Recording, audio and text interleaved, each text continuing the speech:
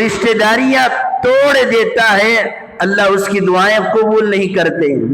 ہم میں سے کتنے ہیں خود بھی دعائیں کر رہے ہیں، اولاد دعائیں کر رہی ہے، اللہ والوں سے دعا کرا رہے ہیں، علماء سے دعا کر رہے ہیں، سالوں سے دعا کر رہے ہیں، لیکن ایک دعا بھی قبول نہیں ہوتی۔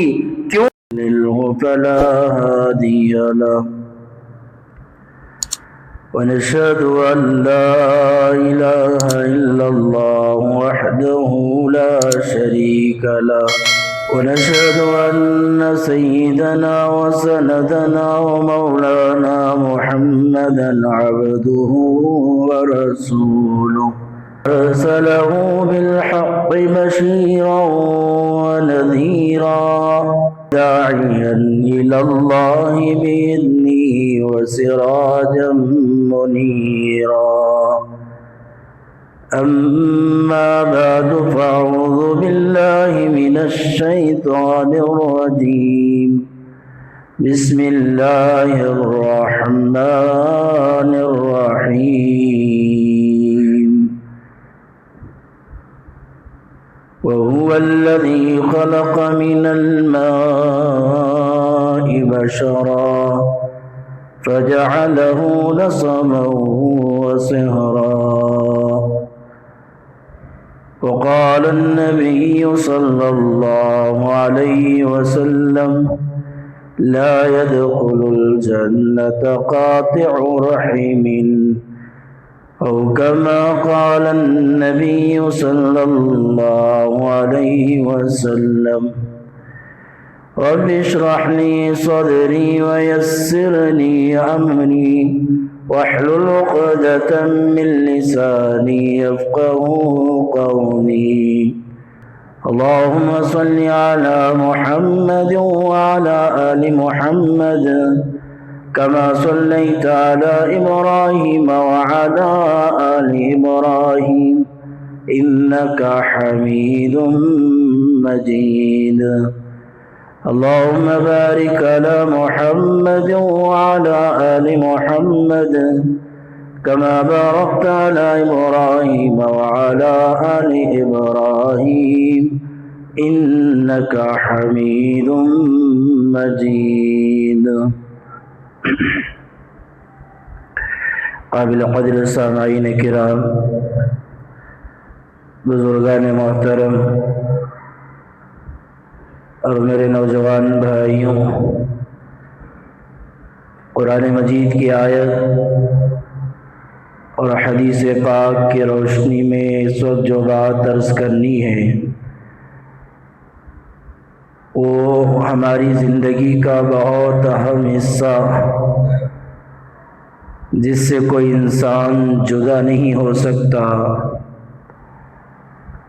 ہر انسان کو اللہ نے ایک دھاگے میں پرو کر رکھا ہے۔ یہ بہت بڑی نعمت ہے اللہ کی طرف سے جس کو رشتہ داری کہا جاتا ہے۔ رشتہ داری نبھانا، صلہ رحمی کرنا، اپنوں کا ساتھ دینا، اپنوں کو پہچاننا، اپنوں کے دکھ درد میں شریک رہنا، رشتہ داری نبھانے کا ثواب کتنا ہے، رشتے توڑنے کا عذاب کیا ہے۔ جناب محمد رسول اللہ صلی اللہ علیہ وسلم نے رشتہ داریاں کیسے نبھائی ہیں، ان سب سے متعلق چند باتیں اس وقت آپ حضرات کی خدمت میں عرض کرنی ہے۔ قرآن مجید کی آیت میں اللہ رب العزت فرماتے ہیں وَهُوَ الَّذِي خَلَقَ مِنَ الْمَاءِ بَشَرًا، پاک ہے وہ ذات جس نے تمہیں گندے پانی سے پیدا کیا، فَجَعَلَهُ نَسَبًا وَصِهْرًا، پھر اسی پانی کے ذریعے سے نسب بنایا، خاندان بنایا، رشتے بنائے، سسرالی رشتے بنائے،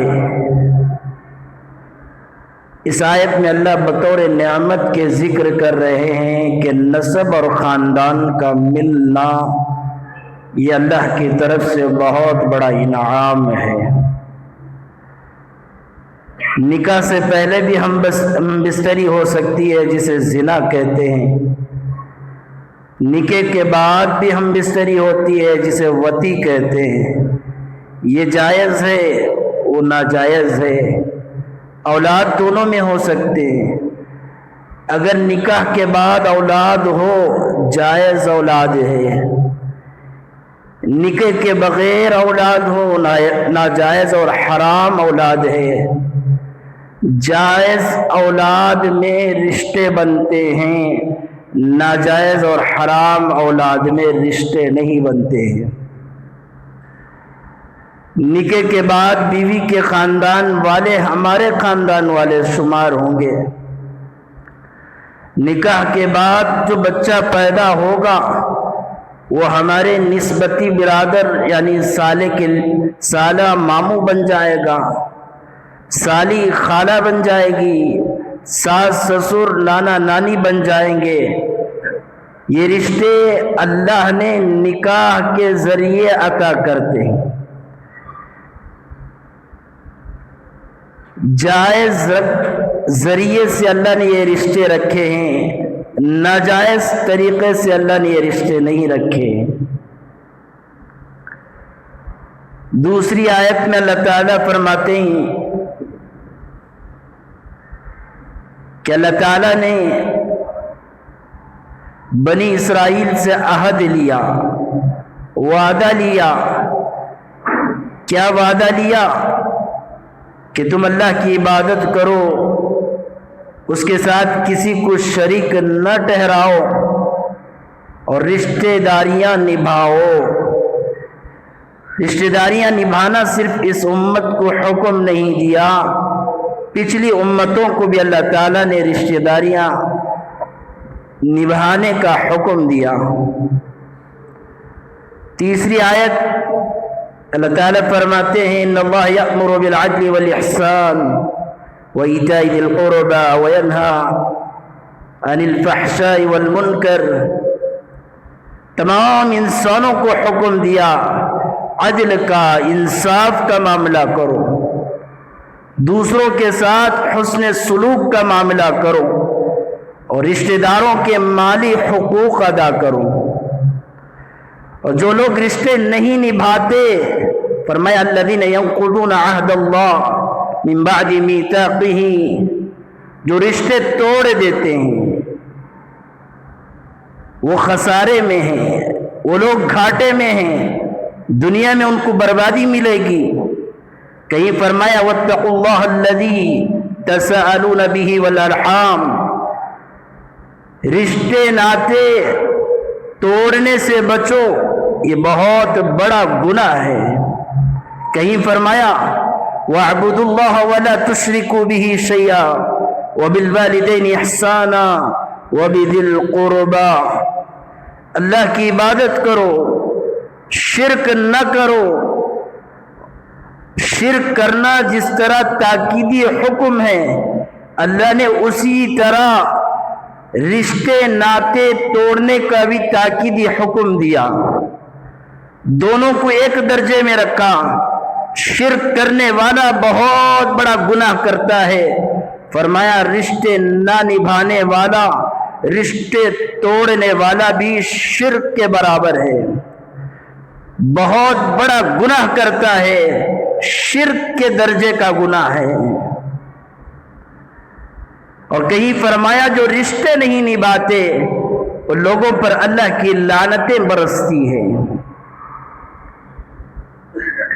حدیث میں آتا ہے جناب محمد الرسول اللہ صلی اللہ علیہ وسلم نے ارشاد فرمایا تعلموا من انسابکم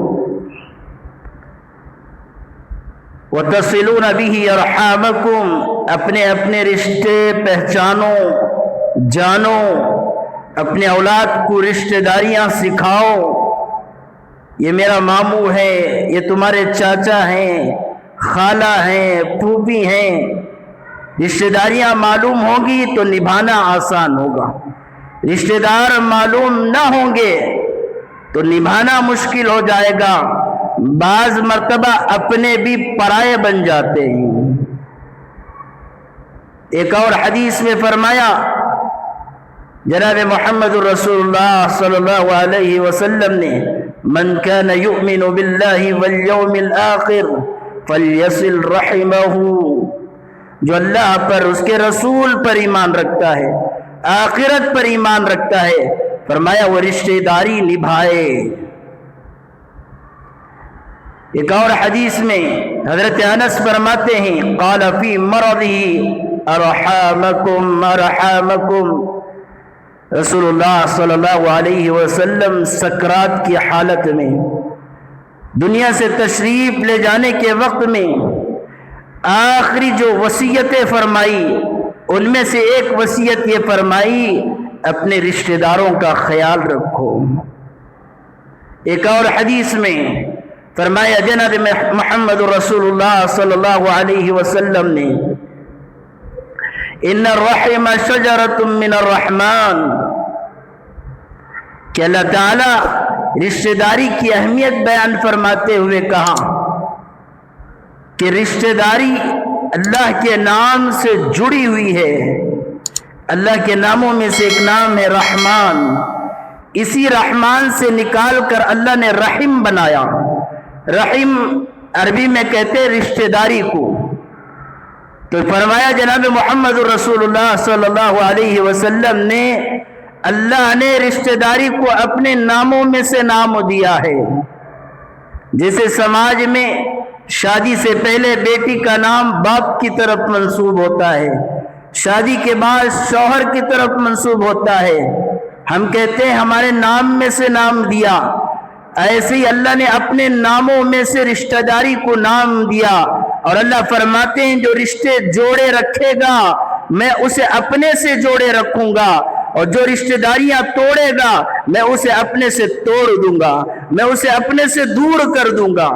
پھر زندگی میں برکت نہیں، سکون نہیں، ٹینشن کی زندگی، جھگڑوں کی زندگی، آدمی بڑا خاندان کا ہو کر بھی تنہا جی رہا ہے، کیوں؟ رشتہ داریاں توڑ کر اللہ کی لعنت کا گرفتار ہے۔ ایک اور حدیث میں آتا ہے، فرمایا جناب محمد رسول اللہ صلی اللہ علیہ وسلم نے، جو رشتہ داریاں توڑ دیتا ہے اللہ اس کی دعائیں قبول نہیں کرتے۔ ہم میں سے کتنے ہیں خود بھی دعائیں کر رہے ہیں، اولاد دعائیں کر رہی ہے، اللہ والوں سے دعا کرا رہے ہیں، علماء سے دعا کر رہے ہیں، سالوں سے دعا کر رہے ہیں، لیکن ایک دعا بھی قبول نہیں ہوتی۔ کیوں؟ اللہ نے آسمان کے دروازے بند کر دیے، رشتہ داریاں توڑنے کی وجہ سے، رشتے نہ نبھانے کی وجہ سے۔ حضرت ابن مسعود رضی اللہ عنہما کے بارے میں آتا ہے، جب وہ ان کی محفل لگتی تھی تو وہ اعلان کرتے، اگر مجلس میں کوئی رشتے توڑنے والا ہے تو اٹھ کر چلے جائے، اس کی وجہ سے اللہ ہماری عبادتیں قبول نہیں کرے گا، اس کی نحوست ساری مجلس والوں پر پڑے گی۔ صحابہ اپنی مجلس میں نہیں بٹھاتے تھے اس شخص کو جو رشتے نہیں نبھاتا تھا، رشتوں کو توڑ دیتا تھا۔ ایک اور حدیث میں آتا ہے، فرمایا جناب محمد رسول اللہ صلی اللہ علیہ وسلم نے، دنیا میں کوئی گناہ ایسا نہیں جس کا عذاب اللہ فوراً دے دے، لیکن دو گناہ ایسے ہیں، دو جرم ایسے ہیں جس کی سزا اللہ دنیا میں بھی دیتے ہیں، آخرت میں بھی دیتے ہیں۔ پہلا گناہ ظلم کرنا، دوسروں کے حقوق مارنا، اور دوسرا رشتہ داریاں توڑنا۔ یہ دو جرم ایسے ہیں اللہ دنیا میں بھی عذاب دیتے ہیں اور آخرت میں بھی عذاب دیتے ہیں۔ اور ایک جگہ اللہ کے نبی نے فرمایا، مرنے سے پہلے رشتہ داریاں نبھاؤ، اور قیامت کی علامتوں میں سے ایک علامت یہ ہے، لوگ رشتہ داریاں نبھانا چھوڑ دیں گے، لوگوں کے نزدیک رشتہ داریوں کی اہمیت ختم ہو جائے گی۔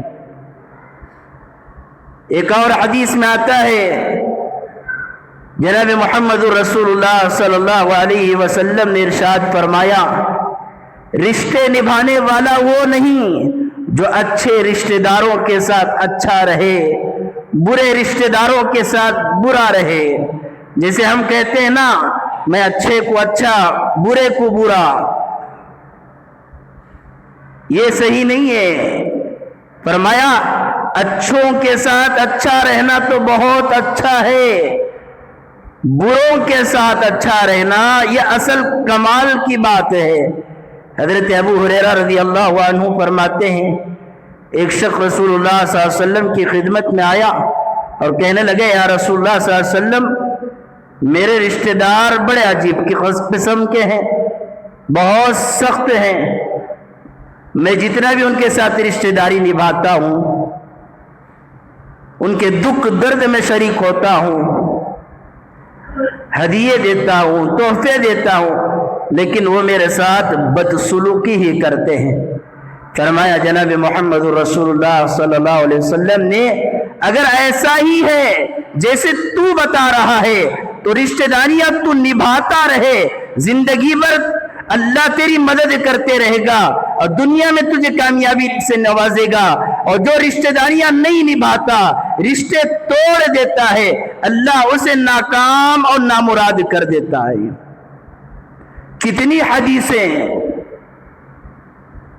बेशुमार हदीसें अल्लाह के नबी सल्लल्लाहु अलैहि वसल्लम ने रिश्तेदारी के बारे में बयान फरमाई और खुद रिश्ते निभाकर दुनिया वालों को दिखाया कि रिश्ते कैसे निभाए जाते हैं।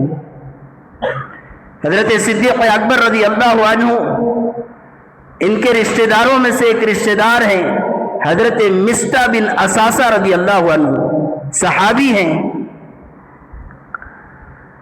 अम्मा आयशा रज़ी अल्लाहु अन्हा, जो रसूलुल्लाह सल्लल्लाहु अलैहि वसल्लम की चहीती बीवी, सिद्दीक़ अकबर की बेटी, उम्मत की माँ, जब यहूदियों ने, मुनाफिकों ने अम्मा आयशा पर तोहमत लगाई तो बाज भोले भाले मुसलमान भी तोहमत लगाने में शामिल हुए।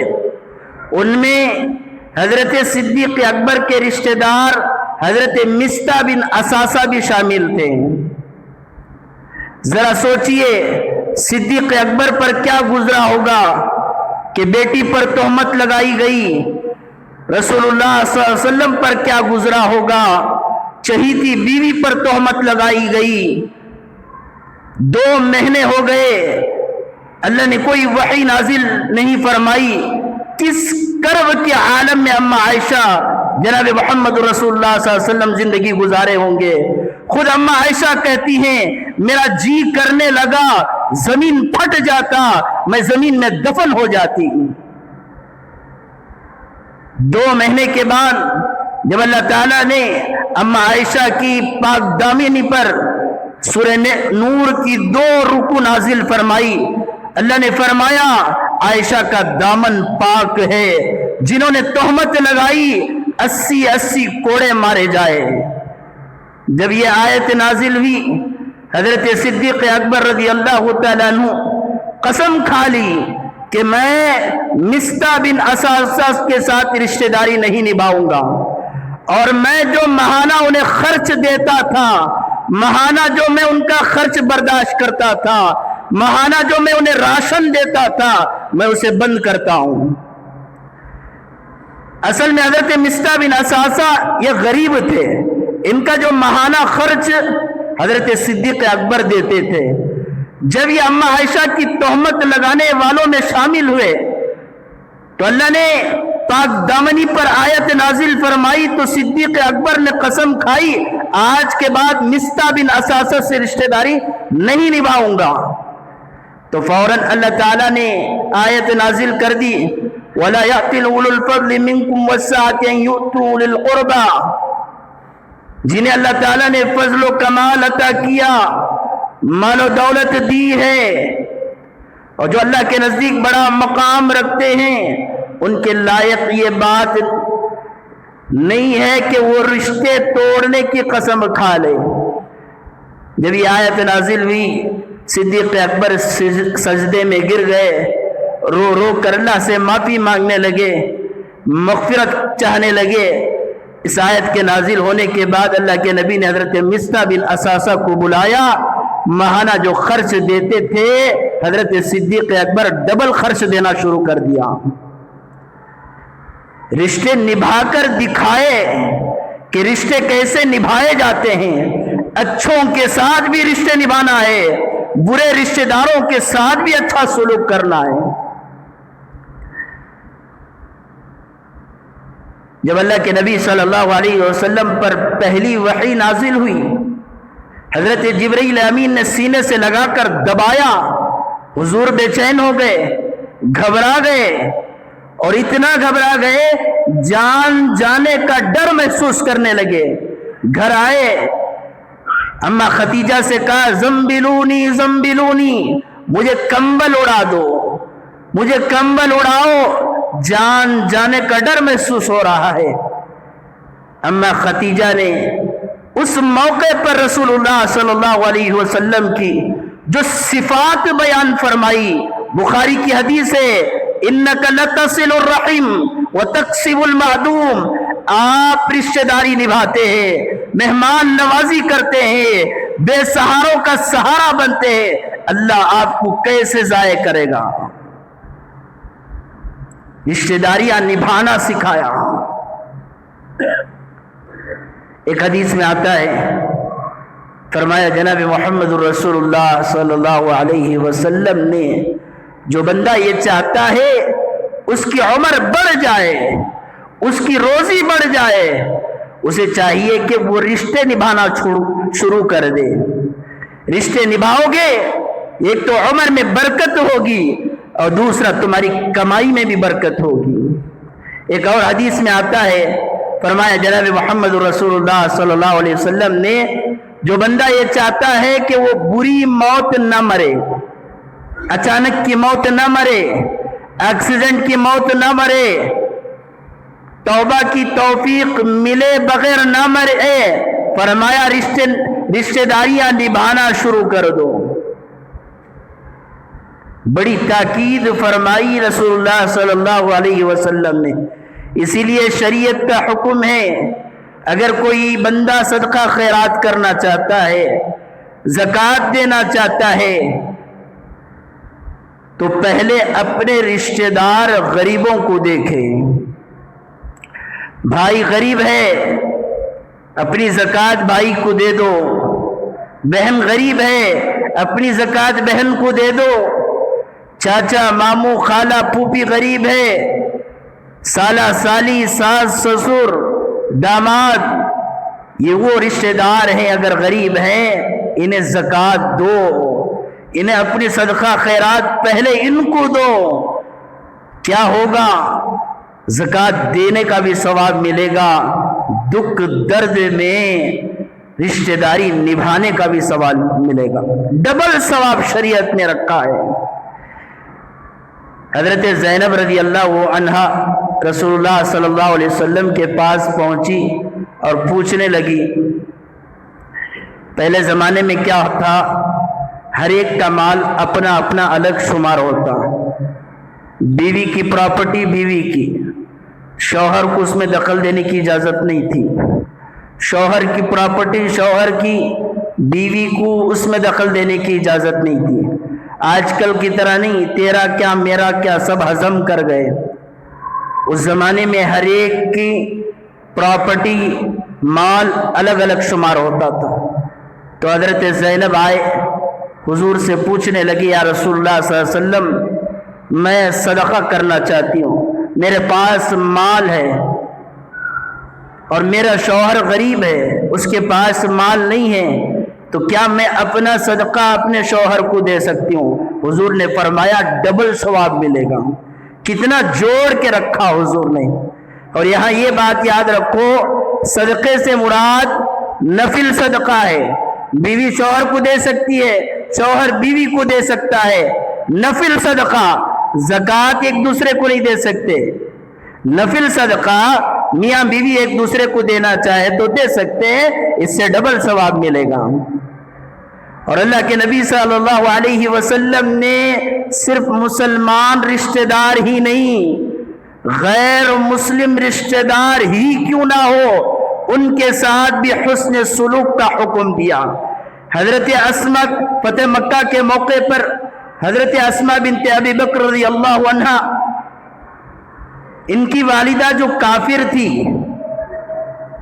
اور ان کے نانا یہ بھی کافر تھے، یہ دونوں آئے حضرت اسماء کے پاس کچھ مالی تعاون کی درخواست لے کر۔ ماں نانا دونوں آئے مدد مانگنے کے لیے۔ تو حضرت اسماء بنت ابی بکر حضور کی خدمت میں پہنچی، پوچھا یا رسول اللہ صلی اللہ علیہ وسلم، میری ماں اور میرے نانا میرے پاس آئے ہیں مالی تعاون کی درخواست لے کر، لیکن وہ دونوں کافر ہیں، کیا میں ان کی مدد کر سکتی ہوں؟ فرمایا جناب محمد رسول اللہ صلی اللہ علیہ وسلم نے رشتہ داری نبھانے میں کفر اور اسلام نہیں دیکھا جائے گا، رشتہ داری دیکھی جائے گی۔ اگرچہ کہ تمہارے رشتہ دار کافر ہی کیوں نہ ہو، تم رشتہ داری نبھاؤ، ان کی مدد کرو، ان کا تعاون کرو، ان کے ساتھ حسن سلوک سے پیش آؤ۔ یہ ہے اسلام۔ قرآن مجید کی آیت اللہ تعالیٰ فرماتے ہیں لن تنالوا البر حتى تنفقوا مما تحبون، کہ تم اللہ کی راہ میں اپنی پسندیدہ چیز، اپنی محبوب چیز اللہ کے راہ میں دو گے تبھی نیکی ملے گی۔ گھٹیا چیز اللہ کے راہ میں دو گے تو آپ کو نیکی نہیں ملے گی۔ جب یہ آیت نازل ہوئی، حضرت ابو طلحہ رضی اللہ عنہ، ان کا ایک کھجور کا باغ تھا بالکل مسجد نبوی کے اپوزٹ، تو یہ حضور کی خدمت میں آئے، اور یہ وہی باغیچہ تھا جہاں حضور ٹھنڈک حاصل کرنے کے لیے بیٹھتے تھے، صحابہ کی مجلس بھی لگتی تھی۔ حضرت ابو طلحہ آئے، کہنے لگے یا رسول اللہ صلی اللہ علیہ وسلم، اللہ تو کہتا ہے کہ اپنی پسندیدہ چیز میرے راہ میں قربان کرو۔ یا رسول اللہ، میرے باغوں میں سب سے پسندیدہ اور محبوب باغیچہ اگر کوئی ہے تو مسجد نبوی کے سامنے جو باغیچہ ہے، یہ باغیچہ مجھے بہت پسند ہے، لیکن میں اسے اللہ کے راہ میں دیتا ہوں۔ حضور نے فرمایا واہ واہ، کیا بہترین صدقہ تم نے کیا ہے، البتہ میری رائے یہ ہے غریبوں کو دینے کی بجائے اپنے رشتہ داروں کو دے دو۔ حضرت ابو طلحہ اپنے چچیرے اور ممیرے بھائیوں میں وہ صدقہ کر دیا۔ پہلے اپنے رشتہ داروں کو کھلاؤ، پہلے اپنوں کو دیکھو۔ حضرت میمونہ رضی اللہ عنہا، ان کے پاس ایک باندی تھی، انہوں نے آزاد کر دیا۔ حضور گھر آئے، دیکھا باندی نہیں ہے، پوچھا کہاں ہے باندی؟ حضرت میمونہ نے کہا میں نے تو آزاد کر دیا۔ حضور نے فرمایا بڑی اچھی بات ہے، آزاد کرنا یہ بڑی نیکی کی بات ہے، لیکن فلاں تمہاری خالہ بوڑھی ہے، اگر تم اپنی باندی بوڑھی کو دے دیتی، ان کی خدمت کے لیے باندی مل جاتی اور ان کے لیے ایک سہارا بن جاتا اور تمہیں ڈبل ثواب مل جاتا۔ صدقہ خیرات میں اللہ کے نبی نے پہلے رشتہ داروں کو رکھا، رشتہ داروں کا خیال رکھو۔ حضرت حفصہ رضی اللہ عنہا، حضرت عمر کی بیٹی، حضور کی بیوی، ان کے پاس 2 یا 3 اپنے خاص گھر تھے۔ انہوں نے اپنے چچیری بہن کو ایک گھر پورا کا پورا ہدیہ کر دیا، تحفے میں دے دیا۔ اس لیے دوستو یاد رکھو، رشتہ داریاں ہمارے تمہارے بنائے ہوئے نہیں ہیں، یہ اللہ کے بنائے ہوئے ہیں۔ بتاؤ ہم میں سے کون ہے جو مارکیٹ میں گیا اور کوئی اچھا دکھا، اس سے کہنے لگے تم بڑے اچھے دکھ رہے ہو، آؤ میں تمہیں ماموں بنا لیتا ہوں۔ کوئی اور اچھا دکھا، اس سے کہنے لگے تم تو بڑے پیارے دکھ رہے ہو، چاچا بنا لیتا ہوں۔ رشتہ داریاں انسان چوائس نہیں کرتا، رشتہ داریاں اللہ چوائس کرتے ہیں۔ اس لیے فرمایا جو رشتے نہیں نبھاتا، یاد رکھ لو وہ کسی انسان سے کبھی وفاداری نہیں کر سکتا۔ اللہ کے بنائے ہوئے رشتوں کی قدر نہ کرے، وہ کسی سے کیا رشتہ داری نبھائے گا؟ اپنے بہن بھائیوں کے ساتھ رشتہ داری نہ نبھائے وہ کسی اور کو کیا بہن بھائی کا درجہ دے سکتا ہے۔ اور فرمایا جو سماج رشتہ داریاں نہیں نبھاتا وہ سماج کبھی امن میں نہیں رہ سکتا، ہر کوئی خود غرض بن کر جیتا ہے۔ اسی لیے کسی نے بڑی اچھی بات کہی کہ پہلے زمانے میں لوگ بھولے بھالے تھے، صاف دل کے تھے، فائدہ ہو نہ ہو رشتہ داریاں نبھاتے تھے۔ بعد میں لوگ پریکٹیکل بن گئے، رشتہ داروں سے فائدہ اٹھانا شروع کر دیے۔ اب تو لوگ پروفیشنل بن گئے، فائدہ ہے تو رشتے نبھائیں گے، فائدہ نہیں ہے تو رشتے نہیں نبھائیں گے۔ اور بعض بدبخت ایسے بھی ہیں، مالدار ہے تو رشتہ داری نبھائیں گے، غریب ہے تو رشتہ داری نہیں نبھائیں گے۔ ہمارا ماموں مالدار ہے، فخر سے بولیں گے ہمارا ماموں ہے، وہی اگر ماموں غریب ہے نام لیے تو بھی لائٹ لے لے گا۔ آج دولت پر تولے جاتے ہیں رشتہ داریاں۔ دوستو رسول اللہ صلی اللہ علیہ وسلم کی برکت سے اللہ نے اس امت کو جن جن نعمتوں سے نوازا ان میں سب سے بڑی ایک نعمت جو ہے رشتہ داری ہے۔ بلکہ میں کہتا ہوں انسان اور جانور میں فرق جن چیزوں سے ہوتا ہے ان میں سے ایک رشتہ داری ہے۔ آپ نے کبھی دیکھا بیل بھینس گدھے گھوڑے کے رشتہ دار ہوتے ہیں، یہ بیل کی اماں ہے، یہ بیل کی باوا ہے، یہ چاچا ہے، یہ بیل کی بیوی ہے۔ جانوروں میں رشتہ داریاں نہیں ہوتے، جانور بغیر رشتہ داروں کے جیتے ہیں۔ اللہ نے انسانوں میں رشتہ داریاں رکھی ہیں۔ کیوں رکھی؟ ایک دوسرے کا خیال رکھنے کے لیے، ایک دوسرے کے دکھ درد میں شریک رہنے کے لیے، ایک دوسرے کی مدد و تعاون کرنے کے لیے، ایک دوسرے کو استعمال کرنے کے لیے نہیں رکھی ہے۔ پہلے زمانے میں کیا ہوتا تھا؟ گھر میں شادی ہے، سارے رشتہ دار ایک ہفتہ پہلے آ جاتے تھے، سب مل کر بڑی اچھی سی تیاری کرتے۔ غریب سے غریب کی شادی بھی بڑی شان سے ہوتی تھی۔ رخصتی پر صرف ماں باپ نہیں روتے تھے، سارے رشتہ دار روتے تھے۔ اب اتنے خود غرض، اتنے سیلفش بن گئے ہم لوگ، بھائی کی شادی میں دوسرا بھائی اجنبی بن کر آئے گا، ٹیبل میں بیٹھ کر ٹکائے گا اور نکل لے گا۔ اتنے خود غرض آج ہم بنے ہوئے ہیں۔ پہلے زمانے میں کئی رشتہ دار میں انتقال ہوتا، لوگ آتے، دفن کے بعد 2 دن 3 دن گھر میں رہتے، دکھ درد میں شریک رہتے، تسلی کا سامان مہیا کرتے۔ اب ہم اتنے خود غرض بن گئے، اتنے سیلفش بن گئے، پوچھ لیں گے جنازے کی نماز کب ہے، ڈائریکٹ قبرستان پہنچیں گے، دفنا کر وہیں سے نکل لیں گے۔ اتنے خود غرض اور سیلفش بن کر اتنا بڑا وبال لے کر آج ہم جی رہے ہیں۔ رشتہ داریاں نہ نبھانا اتنا بڑا گناہ ہے۔ فرمایا تمہارا دوست، تمہارا رشتہ دار وہ نہیں جو شادی میں آ کر تمہارے بازو کھڑے ہو کر سیلفی لیتا ہے، فوٹو لیتا ہے، بلکہ تمہارا رشتہ دار وہ ہے جو تمہارے دکھ درد میں شریک رہتا ہے۔ رشتہ داری یہ بہت بڑی نعمت ہے۔ حضور نے تو رشتہ دار کے دوست کا اکرام سکھایا۔ ابن عمر رضی اللہ عنہ راستے سے جا رہے تھے، سواری پر سوار تھے، سامنے سے ایک شخص پیدل آ رہا تھا۔ ابن عمر اتر گئے، پوچھنے لگے تم فلاں کے بیٹے ہو؟ انہوں نے کہا ہاں میں فلاں کا بیٹا ہوں۔ اپنی سواری اس کو دے دیے۔ ساتھیوں نے پوچھا کون ہے؟ کہنے لگے یہ میرے والد کے دوست ہیں۔ حضور نے فرمایا والد دنیا سے جانے کے بعد بہترین اولاد وہ ہے جو والد کے دوست کے ساتھ اچھا سلوک کرے۔ جو شریعت رشتہ داروں کے دوستوں کا اکرام سکھاتی ہو، وہ شریعت کتنا رشتہ داری سکھاتی ہے۔ حضور رشتہ داریاں نبھانے کے لیے اپنی 4 بیٹیوں کا نکاح رشتہ داروں میں کیا ہے۔ حضرت فاطمہ کا نکاح حضرت علی سے کیا۔ حضرت علی کون ہے؟ چچیرے بھائی، چچا زاد بھائی ہیں۔ اور بڑے داماد ابو العاص یہ کون ہے؟ حضرت ختیجہ کے بھانجے ہیں۔ اور حضرت عثمان یہ بھی چچا زاد بھائی ہیں۔ رشتے نبھا کر امت کو دکھایا۔ آج ہم کیا ہے؟ رشتہ داری میں شادی نہیں کریں گے۔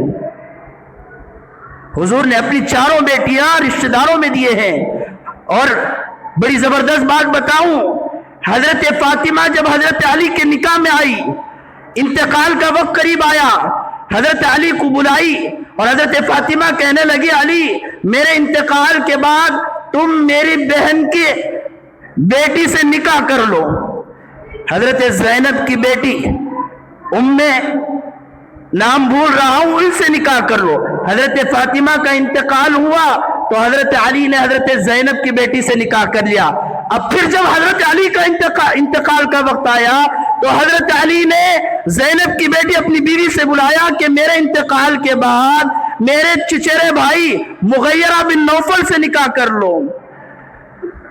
کیا رشتہ داریاں نبھا کر دکھائے ہیں حضور، صحابہ، بڑا خاندان، مضبوط خاندان کیسے بنتا ہے؟ رشتہ داروں میں شادیاں کرنے سے، اپنوں میں شادیاں کرنے سے، رشتہ داریاں نبھانے سے۔ آج ہم ایسے بن گئے کہ ایک رشتہ دار دوسرے رشتہ دار میں شادی نہیں کرنا چاہتا، اپنی بیٹی نہیں دینا چاہتا، اپنے بیٹے کا نکاح نہیں کرنا چاہتا۔ حضور نے امت کو سکھایا بڑا خاندان، مضبوط خاندان تب بنتا ہے جب ایک دوسرے آپس میں شادیاں کریں گے۔ اور سید الشہداء حضرت حمزہ شہید ہوئے، حضور اتنا روئے 70 دفعہ جنازے کی نماز پڑھی ہے۔ آج ہمارا تعلق ہے ہمارے چچا سے، چچا تو باپ کے مانند ہوتا ہے، ہمارا تعلق چاچا سے کیسا ہے؟ حضرت عباس ایک مرتبہ آئے، حضور کی مجلس لگی ہوئی تھی، چچا ہے، حضور کھڑے ہو گئے، حضرت عباس کا ہاتھ پکڑ کر لائے اور بازو بٹھایا اور صحابہ سے فخر سے کہنے لگے میرے چچا ہیں۔ ہم اتنے پاگل اور بیوقوف ہیں، ہم نے حضور کو اپنا آئیڈیل مانا ہی نہیں۔ ہر چیز میں نبی ہمارے لیے آئیڈیل ہیں۔ رشتہ داریاں نبھا کر امت کو سکھایا ہے کہ رشتہ داروں کے ساتھ اچھا سلوک کرو، بیمار ہیں عیادت کرو، اس سے کیا ہوگا؟ قیامت کے دن حضور کی شفاعت ملے گی، عمر میں برکت ہوگی، زندگی میں برکت ہوگی۔ اللہ مجھے بھی آپ کو بھی رشتہ داریاں نبھانے کی توفیق عطا فرمائے، آمین۔ وآخر دعوانا الحمدللہ رب العالمین۔